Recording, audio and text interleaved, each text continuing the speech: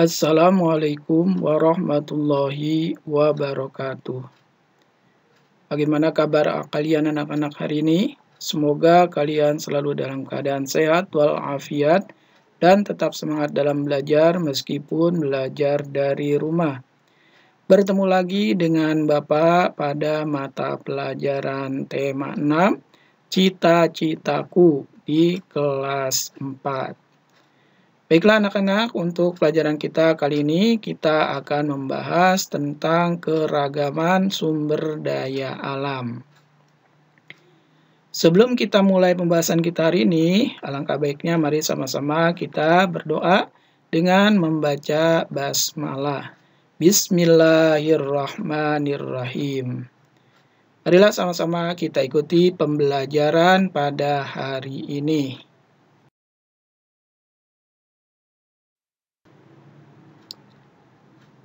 Hari ini kita akan membahas tentang sumber daya alam. Indonesia memiliki wilayah yang sangat luas dengan kondisi alam yang berbeda-beda. Perbedaan lingkungan alam itu menyebabkan perbedaan potensi sumber daya alam dan kegiatan penduduk. Ada sumber daya alam yang dapat diperbarui, dan ada sumber daya alam yang tidak dapat diperbarui.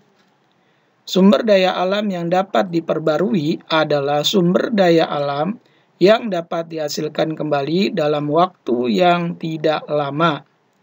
Tumbuhan dan hewan termasuk sumber daya alam yang dapat diperbarui, karena tumbuhan dapat dihasilkan melalui usaha pertanian, dan hewan dapat dihasilkan melalui usaha peternakan. Nah, jadi sumber daya alam itu adalah segala sesuatu yang terdapat di alam ini yang dapat dimanfaatkan oleh manusia untuk melangsungkan kehidupannya. Jadi sumber daya alam itu ada sumber daya alam yang dapat diperbarui, ada sumber daya alam yang tidak dapat diperbarui. Nah, ini sudah kita bahas pada semester 1 yang lalu, ya. Tapi hari ini kita akan mengingat kembali tentang sumber daya alam. Sumber daya alam yang dapat diperbarui berarti sumber daya alam itu apabila kita pakai, maka kita bisa mengganti dengan yang baru. Contoh di sini adalah tumbuhan dan hewan.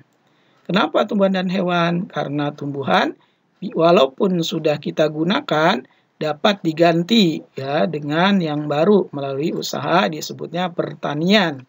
Contohnya misalnya kita makan nasi. Nasi itu berasal dari beras dan beras berasal dari padi. Padi inilah tumbuhan yang ditanam di sawah oleh petani. Jadi walaupun kita setiap hari itu makan nasi, maka nasi itu tidak akan habis selama masih ada bibitnya berupa padi. Sedangkan hewan juga termasuk sumber daya alam yang dapat diperbarui karena hewan ini bisa dihasilkan kembali melalui usaha peternakan. Misalnya apa? Misalnya ayam. Kita sering mengkonsumsi atau memakan daging ayam. Walaupun setiap hari kita makan daging ayam, maka daging ayam itu tidak akan cepat habis karena masih bisa diganti atau dihasilkan kembali melalui usaha peternakan, yaitu peternak ayam. Baiklah, dari penjelasan di atas dapat kita ambil kesimpulan bahwa sumber daya alam adalah segala sesuatu yang ada di alam yang dapat dimanfaatkan oleh manusia untuk memenuhi kebutuhan hidupnya. Nah, jadi dengan adanya sumber daya alam ini kita bisa memenuhi kebutuhan hidup kita. Ya, maka dari itu kita harus bijak dalam menggunakan atau memanfaatkan sumber daya alam ini. Gunakan seperlunya saja, jangan terlalu boros. Itulah kenapa kita harus melestarikan sumber daya alam. Mudah-mudahan sumber daya alam kita ini dapat kita pergunakan dengan cara yang bijaksana.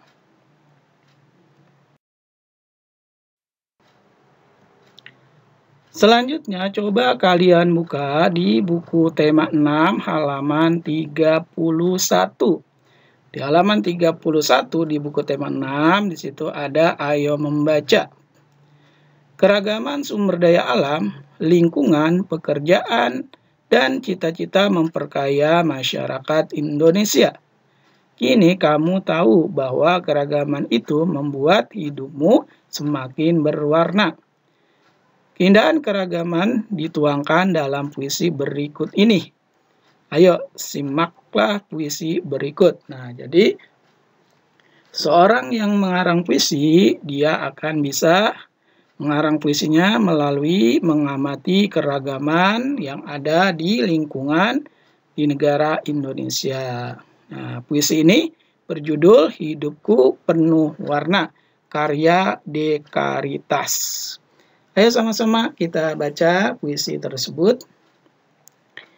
Bukit-bukit itu membiru dari jauh. Laut itu pun membiru dari jauh.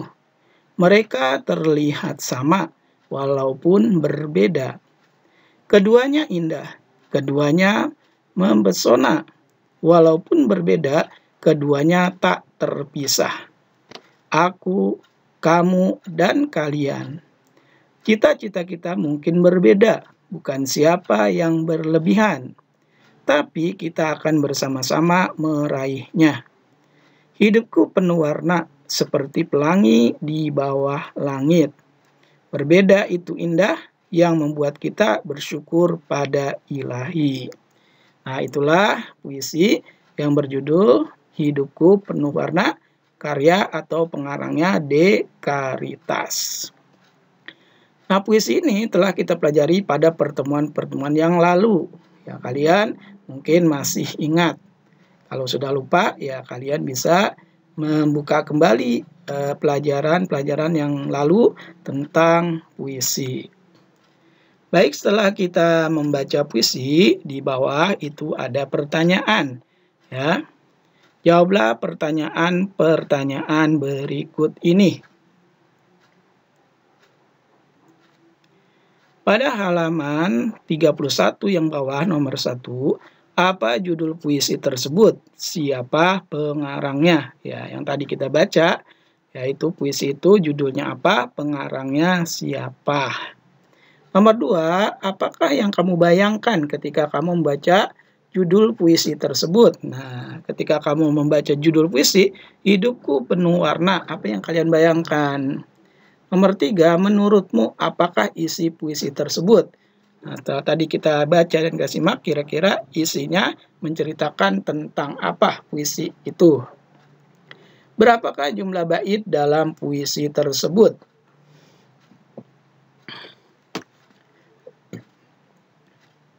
Silakan bisa kalian hitung berapa bait pada puisi Hidupku Penuh Warna di halaman 31. Selanjutnya nomor 5, berapakah jumlah baris di setiap baitnya? Silakan kalian hitung, satu bait ada berapa baris, itu puisi di halaman 31 tersebut. Nomor 6, tentukanlah rima setiap bait pada puisi tersebut. Nah, apa itu rima? Rima itu adalah bunyi akhiran huruf atau kata pada akhir baris puisi. Jadi kamu tentukan rimanya yang pernah kita pelajari, itu ada yang iu, ya, ada yang i dan sebagainya. Nah, pada puisi dengan judul Hidupku Penuh Warna, kalian coba tentukan rima atau sajak puisi tersebut. Nah, itulah anak-anak yang harus kalian kerjakan, ya. Jadi di halaman 31 dan 32 silakan kalian kerjakan. Selanjutnya kalian buka di halaman 37. Halaman 37 di situ ayo membaca yang berjudul Kisah Sukses Mengatasi Kegagalan. Di sini ada dua tokoh, ya, dua tokoh yang mengalami atau yang menceritakan tentang kesuksesannya yang dia ambil dari prosesnya mengalami kegagalan tersebut, yaitu Michael Jordan dan Thomas Alva Edison. Kita coba baca dan simak sama-sama. Michael Jordan, pemain basket dunia. Saat duduk di bangku SMA, Michael pernah gagal masuk tim basket sekolahnya. Ia dianggap tidak cukup tinggi untuk memenuhi persyaratan masuk tim kebanggaannya. Dengan usaha yang sangat keras, ia terus berlatih dan berlatih. Pada saat menjadi pemain basket kelas dunia pun, ia banyak mengalami kegagalan. Ini pengakuannya. Sepanjang karir saya, lebih dari 9.000 tembakan saya meleset. Saya pernah kalah dalam 300 pertandingan. Paling tidak 26 kali saya dipercaya untuk melakukan tembakan penentu kemenangan, dan saya gagal. Saya telah berkali-kali mengalami kegagalan, tetapi karena kegagalan itu saya berhasil. Nah, jadi Michael Jordan ini bercita-cita ingin menjadi pemain basket dunia. Ya, pernah mencoba tetapi gagal karena tingginya kurang. Walaupun demikian, dia tidak menyerah, tetap berusaha terus dan menerus berlatih dengan giat. Sehingga dia pun dapat masuk menjadi pemain basket dunia. Walaupun dia sudah masuk ke dalam pemain basket dunia, tetap saja dia mengalami kegagalan. Ya, apa itu kegagalannya? Ketika dia menembak ya atau melemparkan bola basket ke jaring, itu banyak yang gagal atau bola tersebut tidak masuk ke keranjang. Nah, walaupun demikian, tetap Michael Jordan ini tidak putus asa. Dia tetap berlatih dan terus berlatih karena dia menganggap kegagalan itu adalah kesuksesan yang tertunda, dan kegagalan itu yang membuat dia berhasil. Berkat kegagalan dia menjadi rajin berusaha dan terus berlatih. Itulah Michael Jordan, pemain basket dunia. Selanjutnya Thomas Alva Edison, penemu lampu listrik. Semasa sekolah, ia pernah dikeluarkan dari sekolahnya karena dianggap tidak dapat mengikuti pelajaran di sekolah. Thomas kecil bermasalah dengan pendengarannya. Ia harus berusaha lebih keras dari teman-temannya yang lain dengan belajar sendiri di rumah dan membantu ibunya yang miskin. Dengan belajar sendiri di rumah, Thomas membaca banyak buku yang memacunya melakukan berbagai macam percobaan di bidang sains. Beribu kali ia gagal, 2.000 kali ia mencoba kembali. Ia tak pernah menyerah. Kegigihannya berbuah manis, sehingga kita dapat menikmati terangnya lampu pijar ciptaannya. Dapatkah kamu bayangkan jika ia menyerah? Thomas menceritakan rahasia keberhasilannya. Jika saya ditanya apakah yang dapat membuat seseorang berhasil dalam hidupnya, jawaban saya sama. Orang itu harus terus menambah kegagalannya. Jika kamu takut gagal, maka tidak berani mencoba dan berusaha. Nah, jadi Thomas Alva Edison ini dia juga pernah mengalami kegagalan mulai dari masa kecilnya. Ketika bersekolah, ya, dia dikeluarkan karena kondisi pendengarannya yang kurang sempurna. Sehingga dia harus belajar di rumah secara mandiri dan membantu ibunya. Nah, dengan berusaha terus belajar di rumah, dengan banyak membaca buku, akhirnya dia banyak mendapatkan pengetahuan. Dan dia melakukan percobaan-percobaan dalam bidang sains.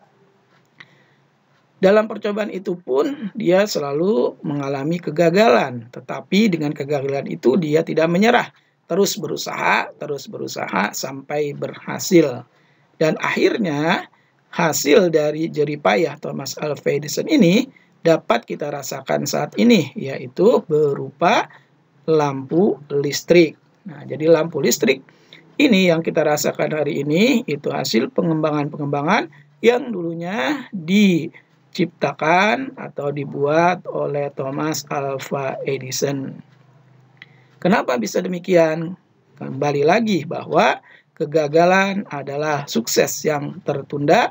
Dengan kegagalan, dia tidak takut dan tidak menyerah, tetapi malah lebih bersemangat untuk berusaha mencapai keberhasilan.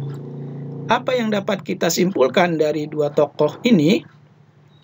Yang dapat kita ambil hikmahnya, jadi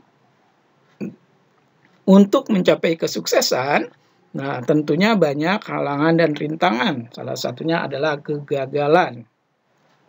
Jadi kalau kita dalam belajar ini ada sesuatu kegagalan, kita jangan menyerah, tapi berusaha terus-menerus sampai bisa. Sehingga akhirnya nanti kita akan merasakan kesuksesan. Jadi intinya adalah belajarlah dari kegagalan untuk selalu semangat dan tidak menyerah.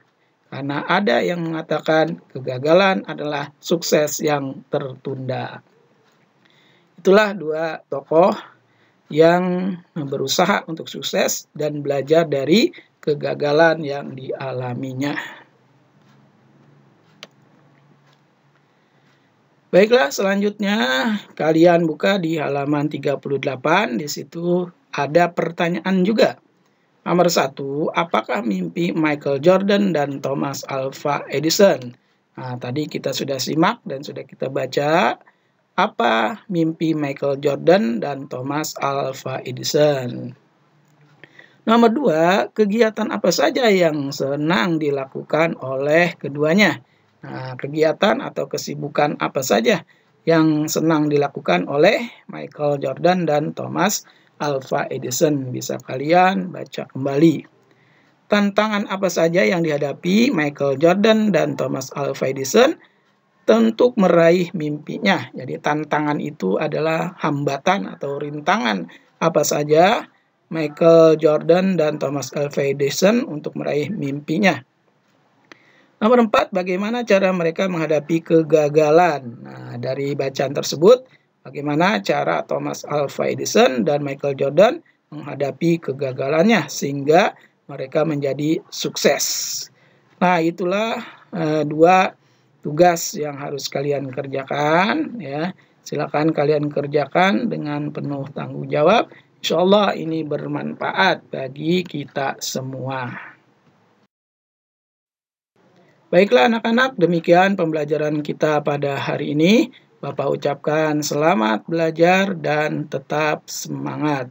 Terima kasih. Wassalamualaikum warahmatullahi wabarakatuh.